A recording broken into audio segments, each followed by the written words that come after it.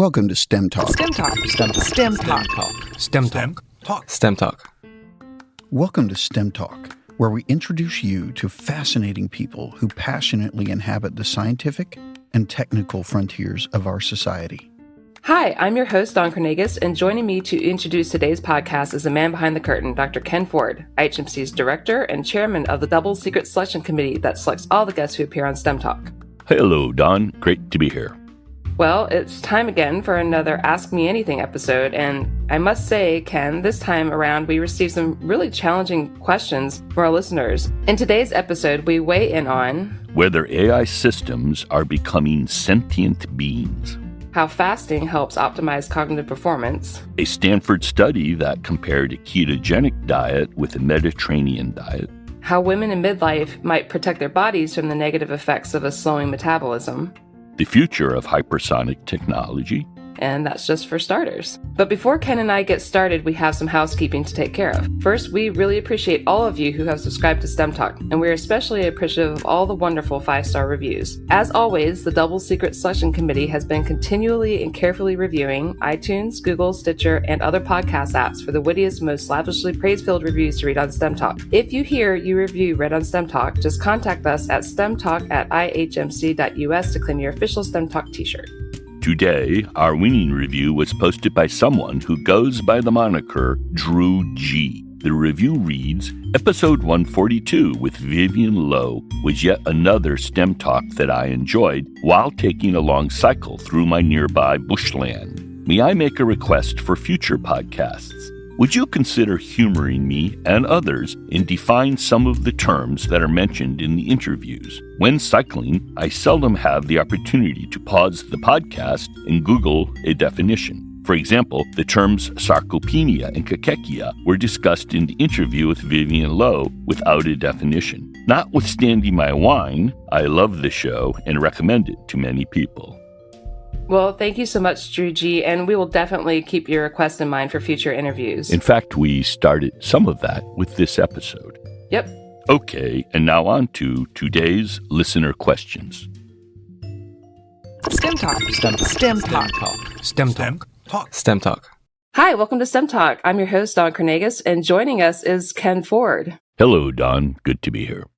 It's great to be here with you, Ken. So this is another round of Ask Me Anything. So Ken, first question that we received, the questioner asked, I love the Mark Mattson interview and have now read the book. I also have now started skipping breakfast. Mattson wrote about how bodybuilders do not eat breakfast. They do their weight training midway while they are still fasting and then eat afterward. Mattson says that bodybuilders have found that this eating pattern enables them to build muscle mass while reducing fat mass. He also points out that exercise during fasting also helps optimize cognitive performance. I have now gotten so I don't eat until 2 p.m. because I feel so mentally sharp and I don't risk a slump. But when I do eat, I don't feel as sharp. Is this normal? And I'm interested in your thoughts about what's going on here.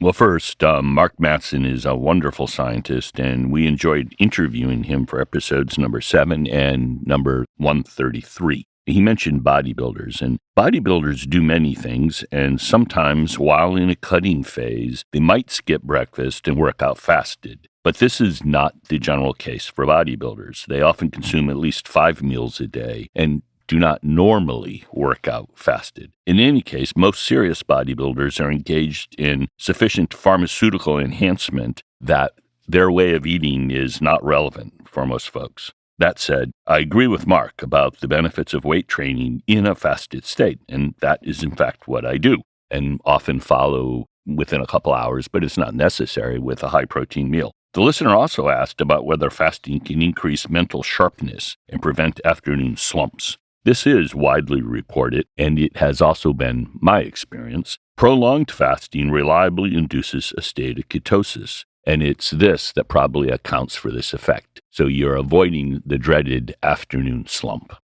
That's great, Ken. That's a fantastic answer. So the next question, so question number 2 from our listeners. I'm sure you saw the story about the Russian robot breaking a boy's finger during a chess match. The boy evidently rushed the robot, and the robot reached across the chessboard and broke the poor kid's finger. That's awful, by the way. I have a couple of friends who have jumped to the conclusion that this is proof that robots, humanoids, are becoming sentient beings. So I'm curious, Dr. Ford, with your AI experience, what's your take on this? In the show notes, we'll put a link to the story, the CNN story about this incident.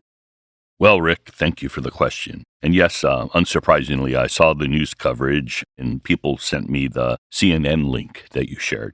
Many news outlets seem relatively uninterested in getting the story right, but are more focused on sensationalism and fostering fear. Imagine my surprise. Sentience is the capacity to experience feelings and sensations. This robot is not only not sentient, it's not intelligent. The robotic arm receives instructions to move a piece from this location to that location on the chessboard from a chess-playing computer. The robot knows nothing of chess or of little boys' fingers. If this is evidence of sentience, then I guess a friend's neighbor's shop saw was sentient when it sawed off the end of one of his fingers.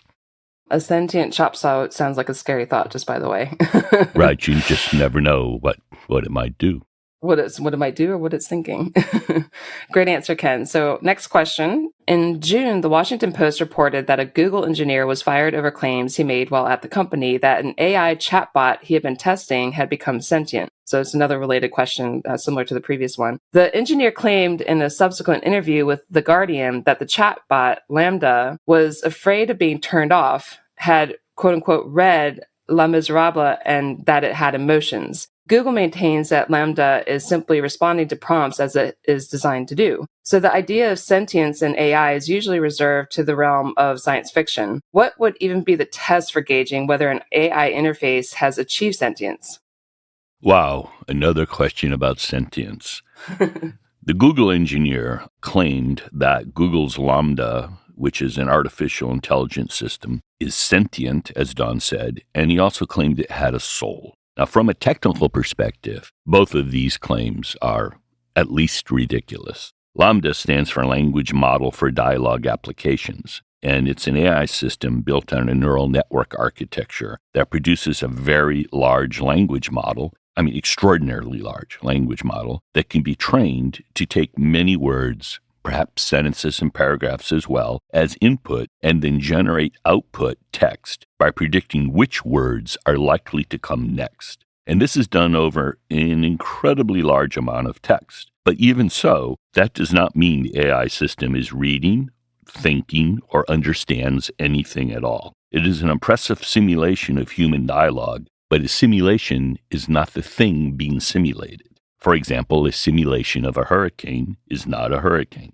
I think this whole incident is kind of a repeat of the famous Eliza story from the 60s and 70s. Basically, whenever a program exhibits a new kind of behavior that until that point could have only been produced by a human, people tend to attribute all kinds of human or even superhuman abilities to it. And for some reason, behaviors involving natural language seem to be particularly prone to this effect. Our listener also asked, how can we judge the presence of sentience? Frankly, there really isn't a single simple test. But things like Lambda show that one classical idea, the ability to hold an apparently coherent conversation, is not enough in itself, and many of us never thought it was. Great answer again, Ken. So we have the next question, which is question number 4. Our listener says, hi, I've been listening to your podcast. That's a great thing. And I've been following the keto diet for 18 months and have lost 40 pounds. It was 50, but I have a bit of a relapse. I stopped my daily tracking, so my macros have been a bit off. I will get back on that. On a recent checkup, my liver enzymes, GGT, AST, TSH, were elevated above normal, and my alpha fetoprotein marker came in at 10.3. What have you learned about keto's impact on the liver? Also, it would be great if you guys could interview a researcher who looked into this. Thanks for all you do. Emily, first let me congratulate you on the weight loss. That's terrific, and it'll make a big difference in your life. Generally, I've seen nothing indicating that a ketogenic diet would be harmful to one's liver. Now, in contrast, a high-carbohydrate diet can contribute to many health disorders, including non-alcoholic fatty liver disease. Interestingly, low-carbohydrate diets are often what they recommend to patients with non-alcoholic fatty liver disease, and there is research supporting that approach. So in a nutshell, more research is needed, but currently available studies report little cause for concern regarding the ketogenic diet and liver dysfunction.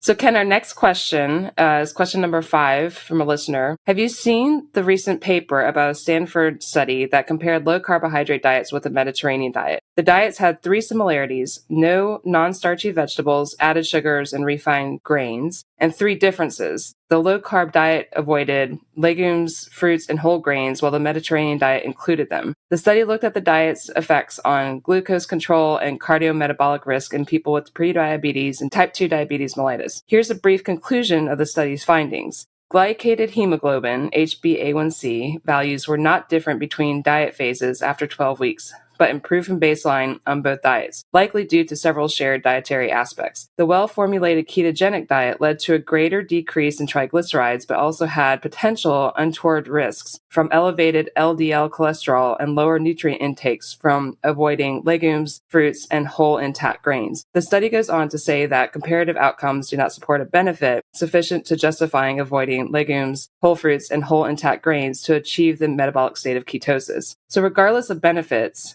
diets need to be sustainable, and the study's authors wrote that it was difficult for participants to maintain the well-formulated ketogenic diet. Have you read this study, and what's your take?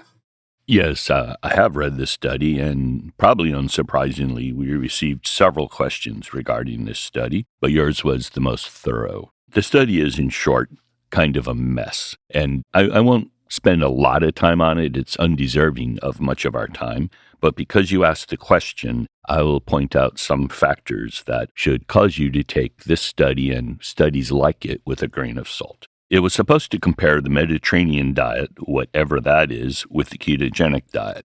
As I've just implied, what is a Mediterranean diet anyway? There is no single diet consumed by those in the Mediterranean region, and it's certainly not a low-carb diet, but they have somehow morphed it into a low-carb version of the Mediterranean diet, which diminishes the difference between a ketogenic diet and a typical Mediterranean diet. The tone of the write-up seems extremely biased, and 5 of the authors are strong advocates for plant-based diets, and the lead author is the director of the Plant-Based Diet Initiative. Of course, neither the Mediterranean diet nor the keto diet are plant-based diets, but the ketogenic diet often incurs the wrath of this community. More importantly, and this is what I want to focus on, there are serious methodological limitations associated with this study, probably not by accident. First, the subjects were instructed to stop their diabetes medications before starting the ketogenic diet, but to only reduce the dose by 50% before starting the Mediterranean diet. The rationale given by the authors is that the keto diet is well known to be so effective in lowering blood sugar compared to other higher carb diets that the authors were concerned that some subjects might develop hypoglycemia. This is really ironic, as the point of the study was supposed to be to determine which diet was more effective in patients with prediabetes and type 2 diabetes. So talk about putting one's finger on the scale. Additionally, an obvious methodological problem is that changes in glycemic control were adjusted for weight loss. This also makes no sense, as it diminishes one of the primary advantages of the ketogenic diet as compared to other diets, which is superior weight loss. So altering the doses in the anti-diabetic drug between the diets and adjusting the HbA1c outcome for weight loss seem egregious to me. But wait, there's more. Another fundamental design flaw is that this crossover study did not have a washout period. A washout period is to ensure a return to a baseline state. This is a serious study design flaw and defeats the purpose of a crossover study. The subjects cannot really serve as their own control if they are considerably metabolically different than they were at the start. Lastly, according to the clinicaltrials.gov record, they completed data collection in early December 2020, but only submitted the statistical analysis plan in mid-December. The whole point of submitting such a plan is that one does it in advance of the study at the time of the trial registration. All these unusual methods seem designed to dilute any difference between the diets and those with prediabetes and diabetes, and can only reflect the prejudice of the authors. When there are such obvious design flaws, what value is there in this work? There is an excellent YouTube video discussing this paper in which a cardiologist, Dr. Brett Scher, interviews Dr. Lucia Aronica. She's one of the study's authors, and she explains how and why the study and the subsequent paper seem to be biased, and she takes exception to some of the findings. This is an excellent, even-handed interview to which we will link in the show notes. Ken, this is another question number 6 from a listener. I found the Mike Griffin and Mark Lewis interviews both fascinating and a little bit scary. Scary because the Chinese and Russians seem to be so far ahead of us in hypersonic capabilities. The fascinating part has to do with the speeds that hypersonic missiles are capable of reaching. I recently saw Top Gun Maverick and felt super smart because I understood what Tom Cruise was trying to do by reaching the hypersonic level of 10 times the speed of sound. Do you think it's reasonable that someday we will see jets and pilots who are indeed capable of reaching 10 to 20 times the speed of sound? Or will jets that reach those kinds of speeds be navigated by AI or humanoids? And that's from Terry. Well, Terry, thanks for the question. And as was the case for several other questions, the Mike Griffin and Mark Lewis episodes did generate similar questions, but I liked yours the best, so we're going to go with yours. First, with respect to Top Gun Maverick, remember, it's a movie, and they're entitled to really significant creative license, and they used all of that license in several places, including the depiction of a Mach 10 aircraft. Now, you asked about whether pilots will be able to withstand hypersonic flight. We know it's possible because shuttle astronauts regularly enter the atmosphere at 25 times the speed of sound, and Apollo astronauts returning from the moon enter the Earth's atmosphere at about 35 times the speed of sound. And in 1967, the speed record for piloted flight in the atmosphere was accomplished in an X-15 at Mach 6.7, which is hypersonic. Other than possible heat management problems, speed is less the issue for the pilot than acceleration forces, and it is unlikely that one would accelerate to hypersonic speeds very quickly. It's unclear why you would do that, so that's all fine. There were several other fictions in the movie, though, the most obvious being that if one ejected from an aircraft at Mach 10, as Tom Cruise's character does in the movie, it would involve near-instant incineration of the pilot. The speed limit of a hypersonic jet would be set primarily by two factors, the propulsion system and the temperature limits of the vehicle's materials. In the movie, the Dark Star jet is described as being powered by supersonic combustion ramjets. We call them scramjets. The United States has been developing scramjets since the 1950s, and this is indeed the engine of choice for hypersonic speeds. We don't know the practical speed limits of such an engine, but if a scramjet is fueled with hydrocarbon jet fuel, it will likely top out around Mach 7 or Mach 8. But for a metal-structured aircraft, the material limits on the aircraft probably limit it to Mach 7 anyway, or somewhere around there for any kind of sustained speed. The Mach 10 in the movie is obviously science fiction. The listener asked about human pilots and wonders why you might want a human pilot in a Mach 10 aircraft in any case. I frankly do not see a good argument for a human pilot in any Mach 10 device. The first reusable hypersonic airplanes will likely be called missiles, and they will be unmanned, and they will either do surveillance or they'll be weapon platforms, but they certainly will not involve a human sitting in it.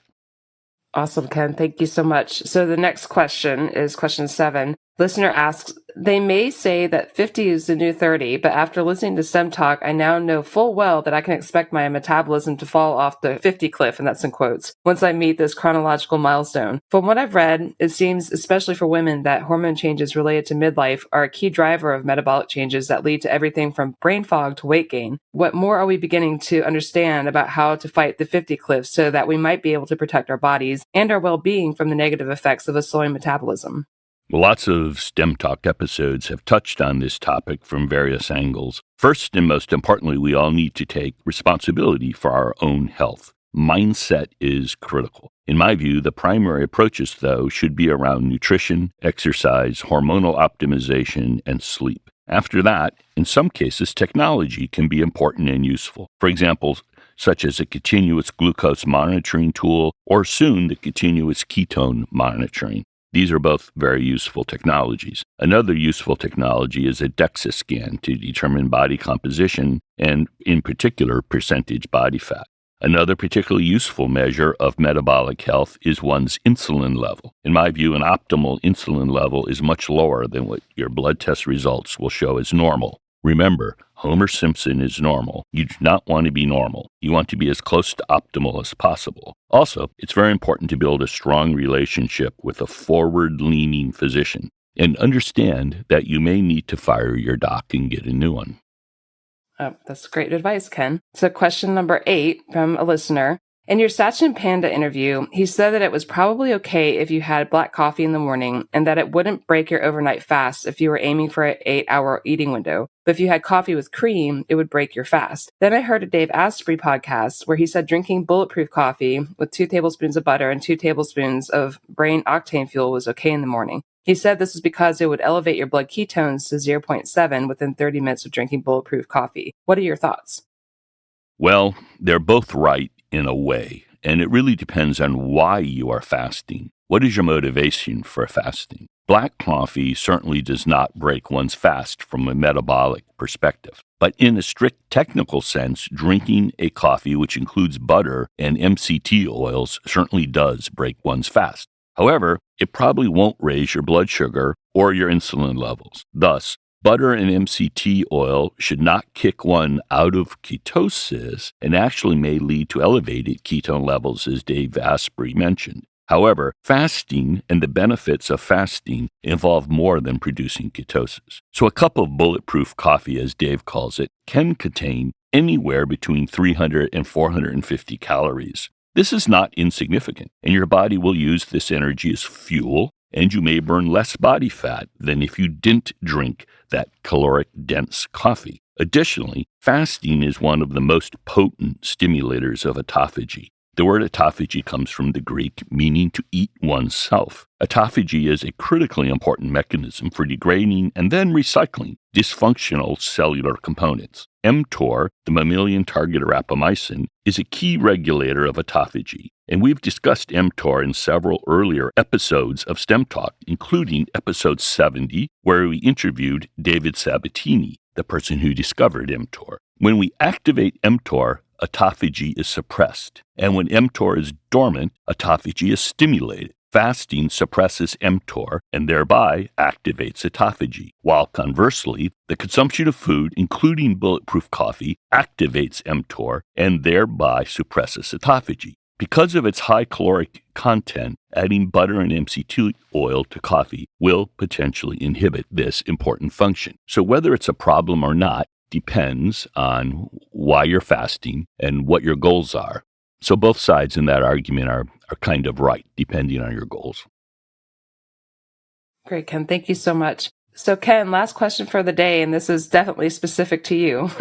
A listener asks, does Dr. Ford have any particular pet peeves that he is willing to share with us? Oh, yes. I do have a couple that I'm willing to share, and I have more than a couple, but I'll only share a couple today, and I'll make a general comment at the end about pet peeves. There are 2 quick ones that often induce a state of annoyance in me. One is the common use of the phrase new normal, and the other is continual cell phone use in the gym, even worse when driving. We'll start with new normal. What does new normal mean? Well, to me, it feels like an attempt at manipulation. When someone says new normal, you can be sure they're trying to make you accept the abnormal. And often this involves the diminution of personal freedom in some fashion. So I don't like the term new normal. It's really the new abnormal, and it sort of sets off alarm bells. Turning to my second annoyance of the day, cell phone addiction has become so extreme that lately most folks in the gym, are spending much of their time lounging around on the equipment and playing with their phones. This would be kind of comical were it not so sad. Even sadder, I recently saw a romantically involved couple by themselves in a beautiful restaurant having a lovely dinner. Each of them spent most of the evening with their head down on their phones, presumably not texting each other and not even looking at each other. One just can't imagine the state of mind that would cause a person to do that. So I said I would end with a comment about annoyances in general. Today's world provides sufficient annoying stimulus for one to live in a constant state of annoyance. And it's important to remember that how we react to such stimuli is up to each of us, and we should work to avoid living in a state of frustration regarding things not in our control.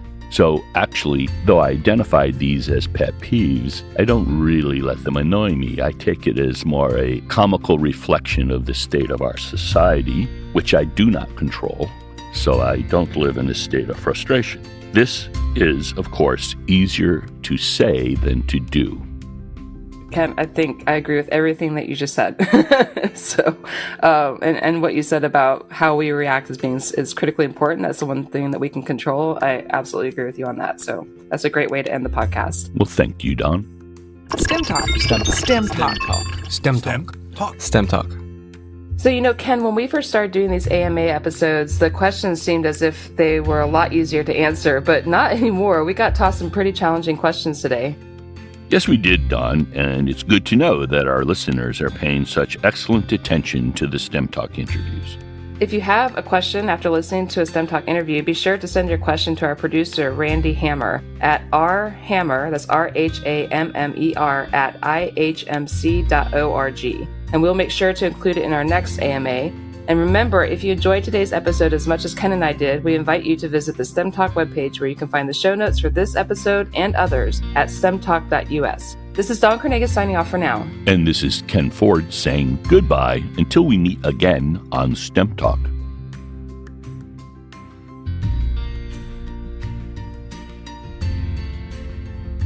Thank you for listening to STEM Talk.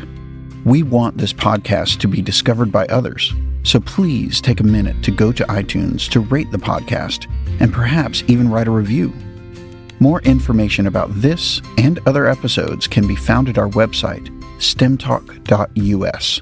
There, you can also find more information about the guests we interview.